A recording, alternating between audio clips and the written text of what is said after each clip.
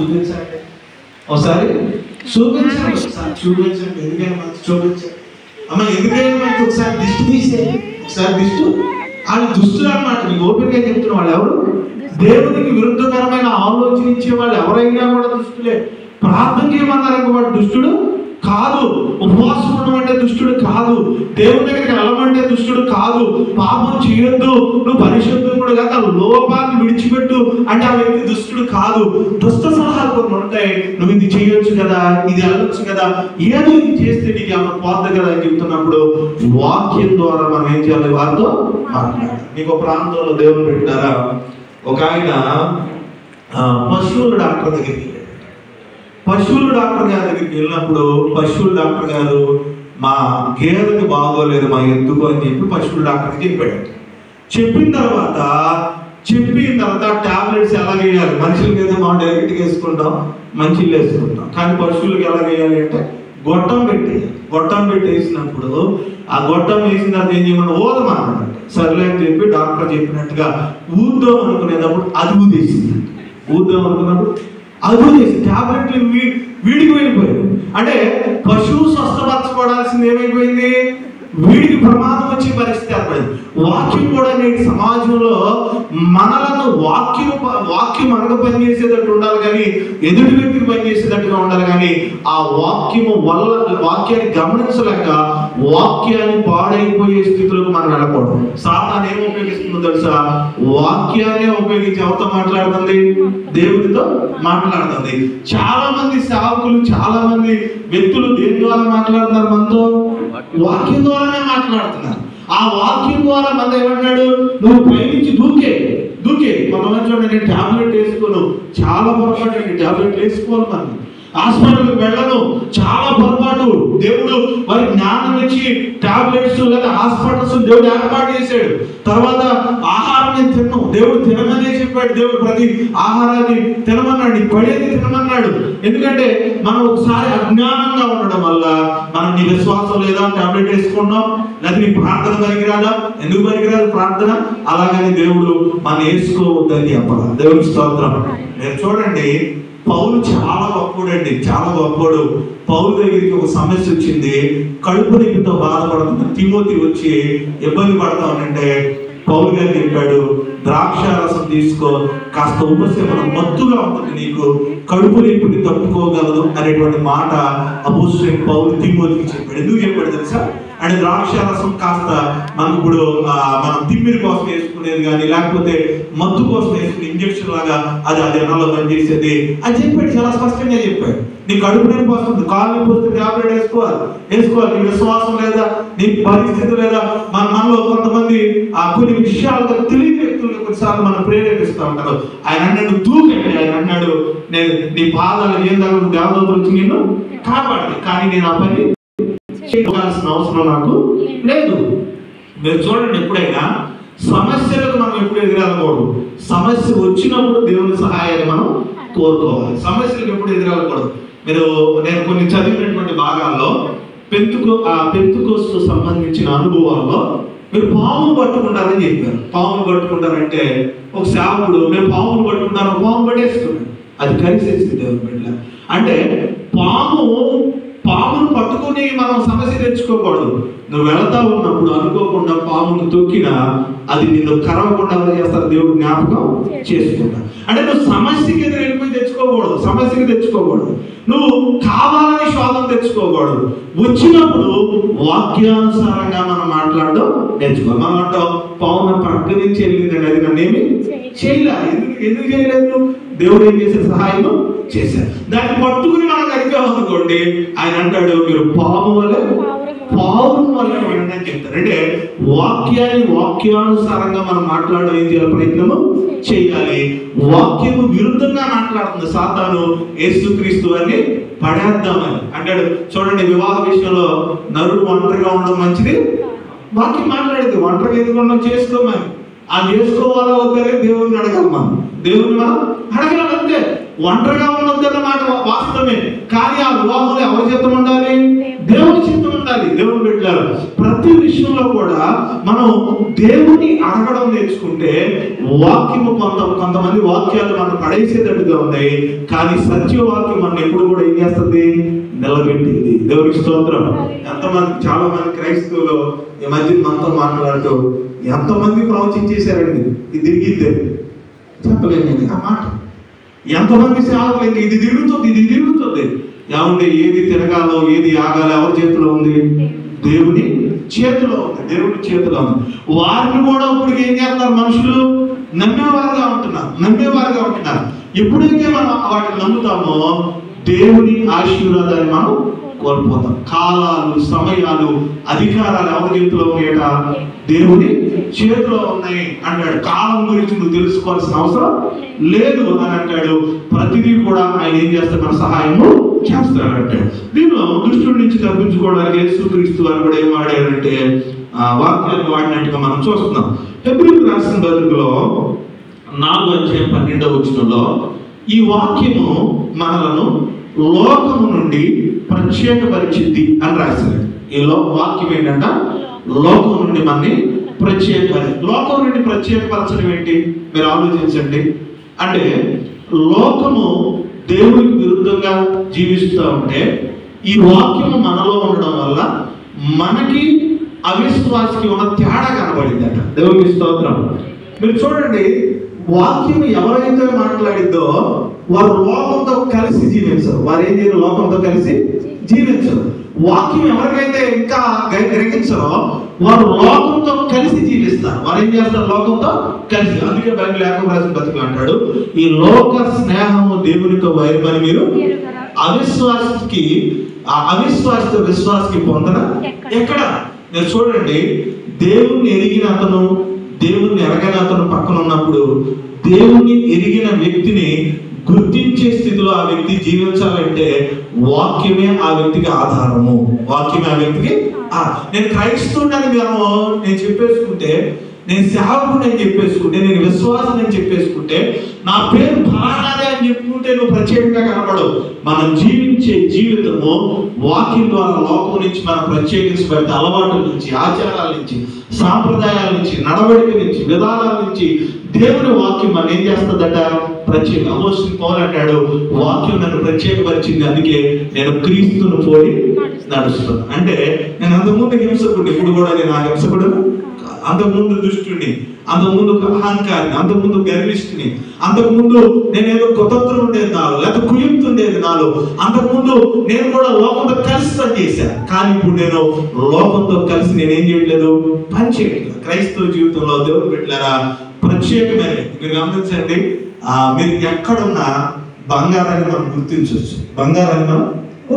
అంతే, ఇబ్బంది ఏం లేదు. అలాగే ప్రత్యేకంగా జీవించే వారిని ఎక్కడైనా మనం ఏం చేయొచ్చు? గుర్తించవచ్చు. వాక్యాన్ని గ్రహించే వారు మాత్రమే ప్రత్యేకంగా ఈ లోకంలోంచి ప్రత్యేకంగా ఉంటారు. చూడండి, యెహోషువ ఇశ్రాయేలు అందరితో కలిసి ఉన్నాడు, కానీ ఆయన అంటాడు, నేను మీలా జీవించను అంటాడు. నేను నా ఇంటి వారి యెహోవాను. మన మందిరంలోనే ఉండాలి, మన బంధువులతోనే ఉండాలి, మన గ్రహమాల్లోనే ఉండాలి, కానీ వారి స్వభావము, వారి ఆలోచనలు, వారి విధానాలు మనం ఉండకూడదు.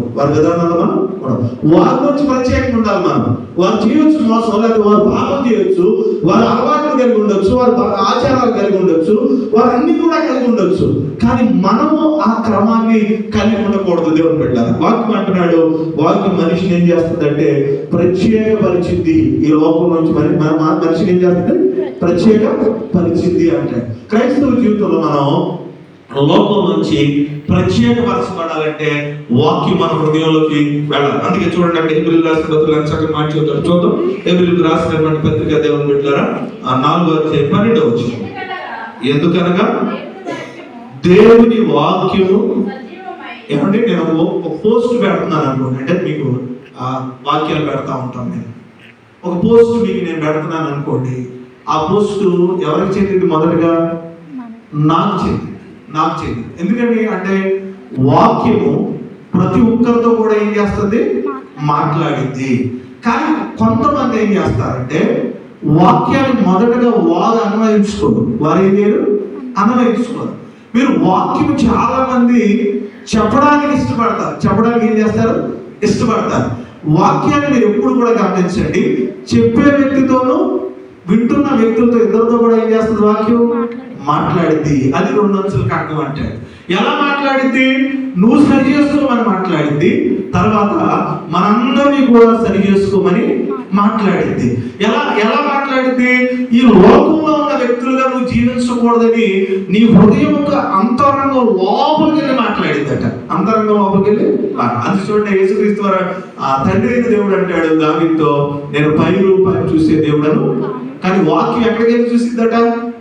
హృదయ అంతరంగంలో అన్నిటిని, కీళ్లను, కాళ్ళను, దాంట్లో ఉన్న భాగాలన్నిటిని కూడా టచ్ చేసి వచ్చేస్తుందట. అందుకే చూడండి, హృదయం అన్నిటికంటే మోసకరమైంది అంటే పైకి నవ్వుతా మాట్లాడవచ్చు, నేను బాగున్నారని అంటారు. బాబు ఎవరు లోపలండి, ఇక్కడ ఎవరు పోతాడు అనుకోవచ్చు నేను సాగి. లేకపోతే పైకి తినడానికి చెప్పవచ్చు నేను మీకు, లోపలికి అవసరంకి వచ్చి డిసైడ్ టైంలో తినే వ్యక్తిగా అని అనుకోవచ్చు. బయటికి నేను శ్రమకరంగా మాట్లాడవచ్చు నేను, లేదా బయటికి నేను ఒక ప్రేమ కలిగిన వ్యక్తిలా మాట్లాడవచ్చు, బయటికి నేను క్షమాపణ కలిగిన వ్యక్తిలా మాట్లాడవచ్చు, బయటికి నేను ఒక ప్రార్థనా పరుడులాగా మాట్లాడవచ్చు, విశ్వాసలాగా మాట్లాడదు, లేదా గొప్ప శాపకులాగాను గొప్ప పరిశుద్ధులాగా నేను మాట్లాడవచ్చు. కానీ వాక్యం చెబుతా ఉంది, మనిషి హృదయ అంతరంగాల వాక్యం ఏం చేస్తుందట? పరిశీలన చేస్తుంది అని చెప్పాడు. ఈ నడక, నీ పడక, ఇవన్నీ కూడా మనకు తెలుసు. ఆయన అంటాడు హృదయ అంతరంగాన్ని పరిశీలించిందట. పరిశీలించాలంట. అది అమ్మ చదవ. బలం గలదై 2 అంచులు కల ఎటువంటి ఖడ్గము కంటే వాడిగా ఉండి ప్రాణాత్మలను, అమ్మ కీళ్లను, మూలుగులను. ఆ వాక్యం ఎప్పుడు కూడా మీతో ఏం చేయాలి? మాట్లాడాలి. వాక్యం ఎప్పుడు కూడా మీతో మాట్లాడాలి. వాక్యం 2 రకాలుగా మాట్లాడాలి. ఒకటి ఏంటంటే నిన్ను ఆదరించాలి, ఒకటి నేను సరి చేయాలి. ఒకటి నిన్ను ఆదరించాలి, లేదా ఒకటి నేను సరి చేయాలి. ఆదరించడం అంటే నువ్వు కష్టంలో వచ్చావు, కష్టంలో ఉన్నప్పుడు నీ కష్టాన్ని బట్టి దేవునికి వాక్యం మాట్లాడాలి. ఒకటి నువ్వు దేవుని దగ్గరికి వచ్చిన తర్వాత కూడా సరిగ్గా లేకపోతే నువ్వు సరి చేసుకోమని దేవునికి వాక్యం ఏం చేయాలి? మాట్లాడు. ఏదో రకంగా మాట్లాడు. ఎందుకు వాక్యం నీతో మాట్లాడింది అని అంటే, ఎఫెసీ రాసిన పత్రిక 5వ అధ్యాయము దేవుని బిడ్డలారా, 5వ అధ్యాయము దేవుని బిడ్డలారా 25, 27 వచనాలు చదువుదాం. పురుషులారా మీరును మీ భార్యను ప్రేమించుడి. మీ భార్య, ఇది ఆ కాన్సెప్ట్ కాదు కానీ మనం చదువుతున్నాం, జస్ట్ ఆ వివాహ బంధం గురించి కాదు, కానీ వాక్యం గురించి చదవండి. ప్రేమించుడి అటువలే క్రీస్తు కూడా సంఘమును ప్రేమించి, ఆ దేవుడు సంఘాన్ని ప్రేమించి, అది కళంకమైనను, ఆ సంఘములో కళంకమైనను, ముడతయైనను. అంటే కళంకం అంటే పాప సంబంధమైనది ఏది కూడా సంఘంలో, అంటే లోకంలో దొంగతనం ఉండొచ్చు, లోకంలో వ్యభిచారం ఉండొచ్చు, లోకంలో అసూయ ఉండొచ్చు, ద్వేషం ఉండొచ్చు, లోకంలో ఏదైనా ఉండొచ్చు. కానీ దేవుని మందిరంలో ఉన్న వ్యక్తులకి కళంకం గాని కల్మషం గాని ఏది కూడా దేవుని మందిరంలో వారు ఉండకూడదు. దేవునికి స్తోత్రం. అందుకే దేవుడు చదవండి. ముడతైనను అట్టిది మరి ఏదైనా లేక, అసలు ఏదైనా కూడా సంఘంలో నివసించే వ్యక్తిలో ఉండకూడదు. పరిశుద్ధమైనది గాను నిర్దోషమైనది గాను మహిమగల సంఘముగాను ఆయన తన ఎదుట దానిని నిలవబెట్టుకొనవలెనని వాక్యంతో దేవుడు ఏం చేస్తున్నాడు? దాన్ని స్నానం చేయిస్తున్నాడు. అంటే దేవుని వాక్యం మనల్ని లోకం నుంచి ప్రత్యేకించబడడానికి ప్రతి దినము కూడా దేవుడు మనతో ఏం చేస్తాడు? మాట్లాడతాడు. నీలో కల్మషం గాని పాపం గాని కళంకమైన మరి ఏదైనా అన్నాడు. బైబిల్ మీరు ఆలోచించండి, కొంతమంది కొన్నే రాశారనుకుంటారు. మీరు ఒక మాట చెప్తున్నాను, బైబిల్ గ్రంథంలో దీని గురించి రాయలేదు, దీని గురించి అంటే ప్యాకెట్ గురించి ఆడొద్దని రాయలేదు, మామూలుగా కోడి పందెం ఆడొద్దని రాయలేదు. కొంతమంది ఏంటంటే సిగరెట్ రాయలేదు. కొంతమందికి అర్థం కాక ఈ రాయలేదు కానీ అడుగుతారు. కొంతమంది తెలివి కాదు నాలాంటి. దాని గురించి ఇక్కడ రాశాడు. ఏమని రాశాడు? ఎఫెసీ రాసిన పత్రికలో 27వ వచనంలో, మరి ఏదైనా దాని వల్ల కూడా నువ్వేం చేయకూడదు? అపవిత్ర పరచకూడదు. గవర్నమెంట్స్ ఆడొద్దని చెప్తే చూసి గవర్నమెంట్సే ఆడొద్దని చెప్తుంది. గవర్నమెంట్ తర్వాత మన కుటుంబ సభ్యులు ఆడొద్దంట. మన కుటుంబ సభ్యులు అంటే మరి ఏదైనా కూడా తర్వాత గల్తీ రాసిన పత్రికలు అంటాడు, ఆ అల్లరితో కూడిన ఆట పాటలో మీరు గమనించండి, అల్లరితో కూడిన ఆట పాటలను రాశాడు. అంటే ఈ జల్దీ ఫైగా ఇంకోట డబ్బులుగా దేనికైనా కూడా బైబిల్ గ్రంథం ఏది వద్దంటే జోదానికి అది రూపాయినా జోదమే. మీకు మాట చెప్తున్నా, రూపాయలు కాదు, కొంతమంది 5 రూపాయలైనా నువ్వు కష్టపడకుండా, 10 రూపాయలైనా నువ్వు కష్టపడకుండా వేరొక వ్యక్తిని మనం తీసుకుంటే అది ఏదైనా పొరపాటు అని ఎవరు చెప్తున్నారు? బైబిల్ చెప్తా ఉంది. అందుకే బైబిల్ మనం జాగ్రత్తగా అర్థం చేసుకుంటే అది చిన్నదైనా పెద్దదైనా పాపమే. ఆ పాపం ద్వారా విశ్వాసం ఉండకూడదని దేవుని వాక్యం ఎప్పుడు కూడా మనతో మాట్లాడడం ప్రారంభించిందట. అందుకే అన్నాడు, దేవుడు మనిషిని సరిగ్గా నిలబెట్టడం కోసం దేవుడు తన వాక్యం ద్వారా మనతో మాట్లాడాడు. ఎక్కడి నుంచి మాట్లాడతాడంటే, లోకం వేరుగా ఉండాలి, నువ్వు నేను వేరుగా ఉండాలి. లోకంతో కలవకూడదు, లోకానికి నీకు ప్రత్యేకత ఉండాలని బైబిల్ సెలవిస్తా ఉంది. అదే వాక్యం అనేటువంటి ఖడ్గం అని బైబిల్ సెలవిస్తుంది. లేఖన స్వభావం ఏంటంటే, వాక్యం మనం కాపాడింది, వాక్యం దుష్టుడి నుంచి తప్పించింది, వాక్యం మనం పరిశుద్ధపరిచింది, మనల్ని నిలబెట్టింది, ప్రత్యేకించింది అని తెలియజేస్తుంది. వాక్యం ద్వారా ప్రత్యేకత ఉండాలి, నిలబెట్టబడాలి, ఆదరించబడాలి, మనం ప్రత్యేకంగా జీవించి దేవుని ఆశీర్వాదాలు పొందుకోవాలి. కొద్ది మాటలు దేవుడు మన వెనుకల్లో ఫలించి ఆశీర్వదించుగాక. అన్న తల ఉంచుకుందాం, కళ్ళు మూసుకుందాం. చెప్పబడిన వాక్యాన్ని బట్టి మనం ప్రార్థన చేసుకుందాం. తల ఉంచుకుందాం, ప్రార్థన చేసుకుందాం. మహోన్నతుడానికి స్తోత్రాలు, మహాపరిశుద్ధులని వందనాలు. ఘనమైన నామాన్ని బట్టి మొదటిగా ఒక సేవకుడు, నేను కుమారుడు, నేను మరి పాస్టర్గా తరఫీ గౌతమ్ బిడ్డ, విశ్వాసము కాపాడుకోవాలి, శ్రమంలో ఓర్పు కలిగి ఉండాలని చెప్పడం జరిగింది. నేను మరి శ్రమలు ఎవరైతే పడుతున్నారో వారు అవిశ్వాసులుగా కాకుండా విశ్వాసం కలిగి దేవుని సన్నిధిలో ప్రభు నిలబడడానికి, వాగ్దాన ఫలాలు అనుభవించడానికి సహాయం చేయమని కోరుకుంటున్నాను. రెండోదిగా ప్రభు మరి నేను వాక్యము స్వభావం ఏంటి అంటే ఖడ్గము అంటుంది. వాక్యము సమస్యలను పరిష్కరించింది, దుష్టుడి నుంచి మమ్మల్ని పరిష్కారం ఇచ్చింది. ఈ లోకంలో పాపిగా జీవించుకోకుండా ప్రత్యేకంగా జీవించడానికి మాతో ఉంటుందని మీరు మాట్లాడారు. ప్రభా, మా సమస్యలు పరిష్కరించుకోవడానికి వాక్యము, ప్రభా మేము దుష్టుడి నుంచి తప్పించుకోవడానికి వాక్యము, మేము మా బిడ్డలు కాపాడబడాలి, నేను అనేక శోధన నుంచి మేము కాపాడబడాలి, తర్వాత ఈ లోకంలో ప్రత్యేకంగా ఉండడానికి ఈ వాక్యాన్ని వినియోగించుకుని ముందుకు వెళ్ళడానికి సహాయం చేయండి. నేను ఈ మాటలు నేను వినియోగిలో ఫలింప చేసి, నేను ఈ బిడ్డల వినియోగిలో ఫలింప చేసి వారిని ఆశీర్వదించమని ప్రార్థన చేస్తున్నాను నడిచిన తండ్రి, ఆమేన్. ఇంతవరకు వాక్యాలు ఉన్న సంఘానికి వందనాలు, కృతజ్ఞత కాపులు అర్పించేవారు మొదటిగా జరిపించవలసిందిగా దేవుడు నామని ప్రేమతో తెలియజేస్తున్నాను.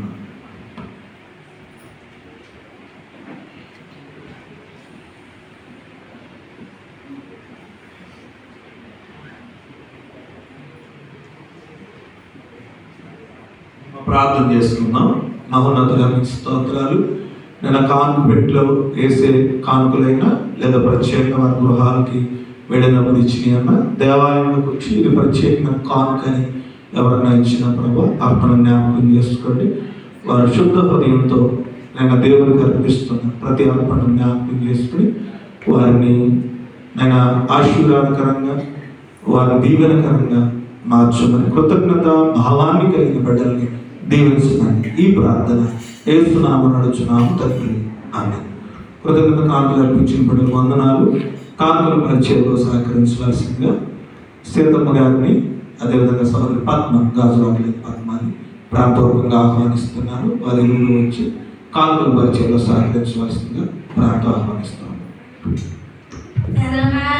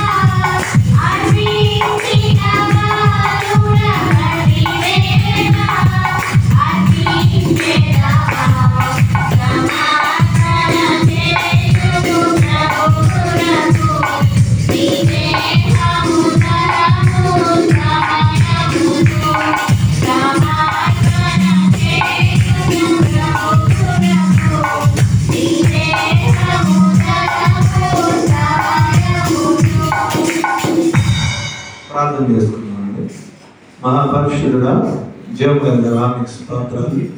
మీ దేవాలయంలోనికి వారి ధననిధిలో నుండి వారికి మీరు ఇచ్చిన దానిలో నుండి దేవుని ఆలయానికి ఏదైతే కానుకను అర్పణను తీసుకురావాలని నమ్మకంగా తీసుకొచ్చారో నేను అర్పణ అంతటినీ కూడా జ్ఞాపకం చేసుకొని ప్రార్థన విజ్ఞాపన చేస్తున్నాను. దేవుని ఆలయంలో తీసుకొచ్చిన ప్రతి అర్పణ కానుక ప్రతి దాన్ని కూడా పేరు పేరున మీ చేతులకి అప్పగిస్తున్నాను. నేను సంతోషంతో నిర్ణయించుకొని నిశ్చయించుకొని నీ దేవుని ఆలయంలో తీసుకొచ్చిన ప్రతి అర్పణను కూడా ఆశీర్వదించుకుని ప్రార్థన చేస్తాను. నేను కానుకల పరిచయంలో సహకరించిన బిడ్డలందరినీ మీ చేతులకు అప్పగిస్తున్నాను. ముఖ్యంగా కుమార్తె నేను మరి సీతంగా ఆరోగ్యంతో నింపండి, సంపూర్ణమైన ఆరోగ్యం దయచేయండి, మరి బలహీనత విడుదల దయచేయండి. తన కుమారుడు కోడలు పిల్లల్ని దీవించమని ప్రార్థన. పద్మాని తన యొక్క కుమార్తెను, తన యొక్క అల్లుడిని, తన కుమారుడిని కోడని వారి బిడ్డని దీవించమని ప్రార్థన చేస్తాను. కానుకలు అర్పించిన బిడ్డల్ని, కానుకల పరిచయంలో సహకరించిన బిడ్డల్ని 30 వంతులుగా 60 వంతులుగా 100 వంతులుగా దీవించి వారి అవసరతలను కృప చూపించమని ఈ ప్రార్థన యేసునామమున నడుచున్నాను తండ్రి. ఆమేన్. కానుకల పరిచయంలో సహకరించిన ఈ కుటుంబాలకి నా ప్రత్యేకమైన హృదయపూర్వకమైన వందనాలు తెలియజేస్తా ఉన్నాను. వాతావరణ పరిస్థితులు అసలు బయటికి రావడానికి ఏమాత్రం అవకాశం లేని టైంలో కూడా దేవుని కృప బట్టి మీరైనా కూడా రాగలిగారు. అందుకు నాకు చాలా సంతోషం. వర్షం ఈరోజు ఎక్కువైంది, అసలు ఈరోజు ఇంకా ఎక్కువ పడింది, అన్నిటికంటే కూడా ఈరోజు ఎక్కువ పడింది. మరి దేవుని కృప వర్షాకాలం ఎలా ఉంటుంది కాబట్టి కొద్దిగా మీరు గమనించుకొని సిద్ధపడి ముందుగానే అందరూ రావడానికి ప్రయత్నించేటువంటి ప్రారంభంగా తెలియజేస్తున్నాను. బుధవారం సేవకుడికి ఉంది, 2:30 గంటలకి చర్చలు జరుగుతుంది, 4 గంటల వరకు. శుక్రవారం ఉపవాస ప్రార్థన యథావిధిగా 7:30 గంటలకు జరిగింది. ఆదివారం ఆరాధన 10 గంటలకు, సండే స్కూల్ పరిచర్య 9 గంటలకు. దయచేసి గమనించండి. గృహం బాగా వెనక్కి వెళ్తాం, అయినంత వరకు అయింది, కానీ వర్షం వల్ల అసలు ఏ పని జరగట్లేదు.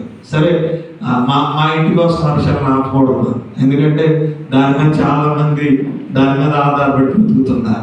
పరిస్థితులు ఏదన్నా తెప్పిస్తే పనులు అయ్యేటట్టు ప్రార్థన చేయండి. మీ యొక్క సహాయం పెయింట్ లేదంటే వర్షం ఎక్కడ కూడా ఎలక్ట్రికల్ ఏం చేసినా కరెంటు వర్షం గోడకి చెమ్మగా ఉన్నాయి. ఈ పరిస్థితుల్లో దయచేసి మీ ప్రార్థనలో జ్ఞాపకం చేసుకుని ప్రారంభంగా తెలియజేస్తాను. మరి అనేక మంది సహాయం చేశారు. సండే స్కూల్ పిల్లలు టీచర్స్ వారికి కానుకలు పడతా ఉన్నారు. ప్రసన్న గారు పావని అయితే వాళ్ళే ఒక 1250 రూపాయల వరకు ఇచ్చినట్టుగా, చివరికి ఎక్కువేమో తెలియదు.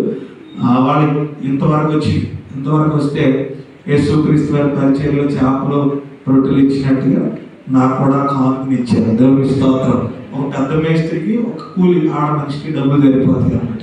ఆ కూలికి అంటే ఏది కూడా తక్కువ కాదు. అది కూడా ఇంకా పని చేయించాలి 2 రోజులు.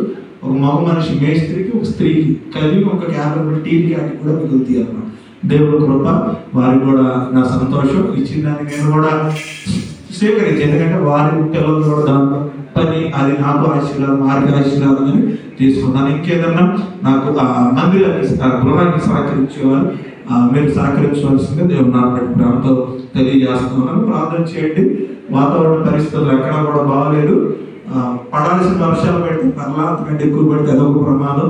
కొన్ని చోట్ల జలమయం అయిపోయినాయి, కొంతమంది రహదారులు ఇబ్బందికరమైన, కొన్ని చోట్ల చెట్లు ఎగిరిపోయినాయి. రకరకాల పరిస్థితుల్లోనే వారి కోసం కూడా మనం ప్రార్థన చేద్దాం. ఈ ప్రకటన జ్ఞాపకం చేసుకుంటారని ప్రారంభంగా తెలియదు. అందులో నిలబెడితే ముగింపు ఆశీర్వాదం. బుధవారం యథావిధిగా స్త్రీల కూడిక మాకు ఇంకొక ఆదివారం ఉంది ఈ నెలకి. కాబట్టి తర్వాత శుక్రవారం ఉపవాస ప్రార్థన కూడిక యథావిధిగా, దయచేసి ఆదివారం ఆరాధన, సండే స్కూల్ పరిచర్య. మీ అందరికీ చాలా ప్రత్యేకమైన వందనాలు. ఈ వర్షంలో కూడా రావాలి, నాకే రావాలని లేదు, అలా ఉంది వర్షం, కానీ దేవుడి కోసం మనం అందరం కూడా రావాలి. దేవునికి స్తోత్రం. తల ఉంచుకుందాం, కళ్ళు మూసుకుందాం, ప్రార్థన చేసుకుందాం. మహోన్నతుడా మీకు స్తోత్రాలు, మహాపరిశుద్ధుడా మీకు వందనాలు. మీ ఘనమైన ప్రశస్తమైన నామానికి స్తోత్రాలు తెలియజేస్తాం. వర్షాలు విపరీతంగా కాలు అడుగు పెట్టడానికి అవకాశం లేనటువంటి పరిస్థితులు ప్రభావం, కానీ వర్షాన్ని లెక్క చేయకుండా దేవుణ్ణి ఆరాధించాలి అనేక మంది ఉన్నారు. వారి పరిస్థితులు ఎలా ఉన్నాయో మాకు తెలియదు, కానీ వీరు నాయన దేవుని కోసం నేను కాస్త ఆలస్యమైనా కూడా నేను ఏ విధంగానైనా నేను దేవాలయానికి వెళ్ళాలి, దేవుని మందిరాన్ని చూడాలి, దేవుని సన్నిధిలో నేను ఉండాలని ఆశతో పిల్లలు, పెద్దలు, చిన్నారులు ఎవరైతే దేవుని ఆలయానికి వచ్చారో వారిని దీవించమని ప్రార్థన విజ్ఞాపన చేస్తూ ఉన్నాం. అయా ఇప్పుడు నీటి వాగుల కొరకు ఆశపడినట్లు దేవా నా ప్రాణం నీ కోసం ఆశపడుతుందని కీర్తనకారు రాశారు. అయినా నీ మీద ఉన్న ఆశతో వర్షాన్ని లెక్క చేయకుండా ప్రభావైనా దేవుని ఆలయానికి క్రమంగా రావడానికి కృప చూపించారు. వచ్చిన బిడ్డలందరినీ ఆశీర్వదించమని ప్రార్థన చేస్తాం, వచ్చిన బిడ్డలందరినీ దీవించమని ప్రార్థన చేస్తాం. అయినా ఉద్యోగస్తులు ఉన్నారు ప్రభా, అయినా వారందరినీ దీవించమని ప్రార్థన చేస్తాం. ప్రైవేట్ పని చేసుకునే బిడ్డలు ఉన్నారు ప్రభా, వారందరినీ కాంట్రాక్టర్ని, కార్పెంటర్స్ ప్రభా, కూలి పని చేస్తున్నామని కాంట్రాక్ట్ లేబర్స్ గా ఉన్నటువంటి అయినా మన కట్టెలు పని చేస్తున్నారు, పాచి పని చేసుకున్న బిడ్డలు ఎవరైతే దేవుని ఆలయంలోకి వచ్చి వారి పనులు ఉండి వారు బ్రతుకుతున్నారు ప్రభా, చిన్న పైనైనా పెద్ద పైనైనా పనిని గౌరవించి బ్రతుకుతున్న బిడ్డలందరినీ దీవించమని ప్రార్థన చేస్తున్నా. వివాహాల్లో, ఉద్యోగాల్లో ఉన్న లోటులు తీసివేయమని ప్రార్థన చేస్తున్నా. గర్భఫలాల విషయంలో, అయినా ఆర్థిక సమస్యల విషయంలో, అనారోగ్యాల్లో, వ్యసనాలతో ఉన్న సమస్యల్లో ప్రభా, బిడ్డలు స్థిరపరచబడలేదన్నటువంటి బాధల విషయాల్లో మా సంఘాన్ని జ్ఞాపకం చేసుకుని మీ కృప చూపించి ఒక్కొక్క బిడ్డని ఒక్కొక్క క్రమక్రమంగా మీరు దీవించి ఆశీర్వదించమని ప్రార్థన విజ్ఞాపన చేస్తున్నారు. అనేక మంది ప్రభా వైరల్ ఫీవర్ తో బాధపడుతున్నారు ప్రభా, సంపూర్ణమైన ఆరోగ్యం దయచేసి. సురేష్ గారి కుటుంబంలో వారి భార్య, వారి బిడ్డలు కూడా అనారోగ్యంతో బాధపడుతున్నారు. పరిపూర్ణమైనటువంటి ఆరోగ్యాన్ని వారికి ప్రసాదించమని అడుగుతున్నారు. ఎవరైనా ఇంకా జలుబు చేత, జ్వరం చేత, నీరసం చేత ఎవరైతే ఇబ్బంది పడుతున్నారో వారందరినీ స్వస్థపరచమని ప్రార్థన చేస్తున్నారు. సునీల్ యొక్క కుమార్తె, సునీల్ భార్య విజయనగరం వెళ్ళారు, పాపకు బాగోలేదని ప్రభా సంపూర్ణమైన ఆరోగ్యం దయచేయండి. ఆ బిడ్డకి ఏమాత్రం బలహీనంగా ఉంటుంది, పరిపూర్ణమైన ఆరోగ్యం చేత ఆ బిడ్డ నింపమని ప్రార్థన విజ్ఞాపన చేస్తున్నాను. ఆయా గౌరీ కుమార్తెను స్వస్థపరచమని ప్రార్థన చేస్తా ఉన్నా. అంతేకాకుండా ప్రభా మీ పాఠశాలలో దేవి గారిని బట్టి మీ చేతులకు అప్పగిస్తున్నా. ఆ బిడ్డను ఆరోగ్యం దయచేయండి ప్రభా, ఆయన బలహీనత నుంచి విడుదల దయచేయమని ప్రార్థన విజ్ఞాపన చేస్తాను. ఈ రకంగా ఎవరైతే బలహీనగా ఉన్నారో ప్రార్థన చేయమని అడిగారో వారందరినీ పేరు పేరున మీ చేతులకు అప్పగిస్తున్నాం. వారి బాధలు, వారి బలహీనతలు, వారి అనారోగ్యాలు, వారి సమస్యల నుంచి విడిపించమని ప్రార్థన చేస్తున్నాం. అయా వర్షం కావాలని రైతులు ఎదురు చూస్తున్నారు. అనేక ప్రాజెక్టులు, డ్యాములు ప్రభావైనా ఆ అధికారులు ఎదురు చూస్తూ ఉన్నారు. మంచి వర్షపాతాన్ని ఇస్తున్నారు. అందుని బట్టి మీకు స్తోత్రం. ఈ వర్షం వల్ల నష్టం కానీ రైతులు ప్రభా, ఈ వర్షం వల్ల ప్రాణాపాయ స్థితి కానీ ప్రభా, అయా కొన్ని గ్రామాలు జలమయం అయిపోయినాయి, రహదారులు మూసుకుపోయినాయి, ఆహార పరిస్థితులు కానీ, మార్గాలు కానీ ఏమాత్రం లేకుండా ఇబ్బంది పడుతున్న పరిస్థితులని వాటిని మీరు అనుకూలపరచమని ప్రార్థన చేస్తున్నారు. వాటి ప్రభుత్వాలు పని చేస్తున్నప్పుడు మీ సహాయం చేయని ప్రార్థన చేస్తాం. ఈ వర్షంలో ఆయా కరెంటు పని చేస్తున్న వ్యక్తులు జ్ఞాపకం చేసుకోండి ప్రభా. ఎర్త్ అవ్వడం కానీ, షాకులు కానీ ప్రభా, ప్రమాదకరంగా కానీ, తెగిపోవడం కానీ, ఇబ్బందికరమైన పరిస్థితులు కానీ రానికుండా మీరే సహాయం చేయమని ప్రార్థన విజ్ఞాపన చేస్తున్నా. ఆయా కుటుంబాలు ఎవరైతే దేవుని